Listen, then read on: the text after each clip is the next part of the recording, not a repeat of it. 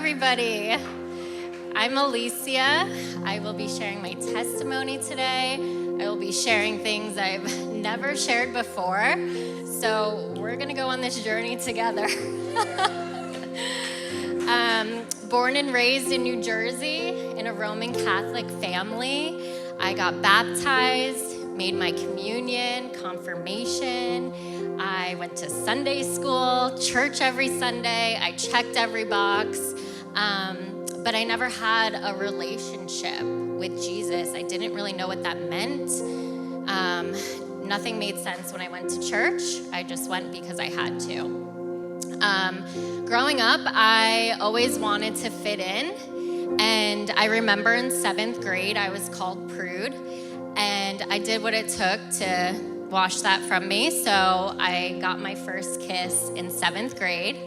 Then by 8th grade, me and my girl group were experimenting with alcohol. And then before I entered high school, I already lost my virginity. And then that type of behavior just continued through high school and college. I was partying, I was drinking, I was experimenting with drugs, sleeping around. That was the norm. I got good grades. I was a student athlete. From the outside looking in, it all looked fine, right? But on the inside, I was empty. I knew something was missing in my life. So I've been silent for 8 years, whether that be fear of man, the enemy keeping me silent, just anxiety. And when I was leaving college, I entered a relationship. Again, looked great from the outside, but behind closed doors, I was suffering in silence. From the verbal abuse, waking up with bruises on my arms, the lying, the cheating, the manipulation, the love bombing, gaslighting, isolation from my family and my friends, control over my every move. This is the type of relationship I was dealing with behind closed doors that I didn't want anyone to find out because I didn't want to tarnish his character, and I loved him, so I wanted other people to love him too. As if I wasn't already hiding enough there, I was diagnosed with HPV and herpes. Those diagnoses broke me down even more inside. I was thinking nobody could find out, so I struggled with those diagnoses on my own for fear of my reputation, my image, didn't want to overshare. That's what I was taught, don't overshare. So yeah, I kept that silent, made sure everything looked good from the outside. And by 2018, I finally had the courage to leave that relationship cold turkey. And thank you. And 2018 was a tough year for me. I got out of that relationship. I got laid off from my full-time job. I was living at home, single, didn't know what I wanted to do in my life, felt like I had no purpose. I did start going back to church in 2018, but I was still continuing to live in sin. I was still sleeping around. Men didn't care about my body. I didn't care about my body, taking Plan B, the whole 9 yards. And I just feel like I was always craving love and acceptance and validation from other people and from myself. So between 2019 and 2021, I altered my body a couple times with breast implant surgeries, thinking that would solve my problems. And it didn't, okay? So don't do it.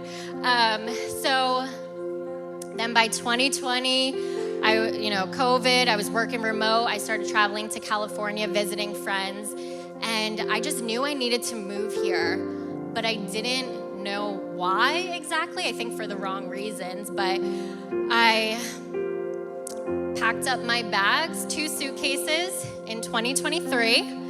I packed them up, started my adventure in California, and I started out with a business seminar.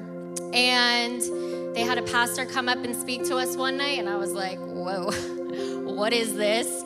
They said, if you want to come up for prayer, please do. And I was, my heart pounding out of my chest. I knew I needed to go up there. And I knew I needed to go check this church out. So later that month, I was, again, bouncing around Airbnbs. I took an Uber, showed up to this church by myself, heard the worship, and I was like, again, what is this? And the pastor got on the stage and he prophesied that somebody is getting healed from an STD today.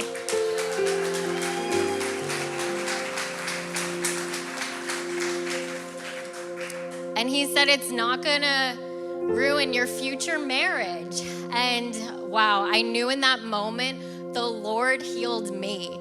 I knew it was him. All my prayers, all the hiding, the regret, the guilt, the shame.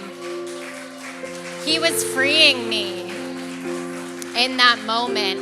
And that's when I started to have hope again. I started to believe again in miracles. And so from there, last year at 29 years old, I got baptized.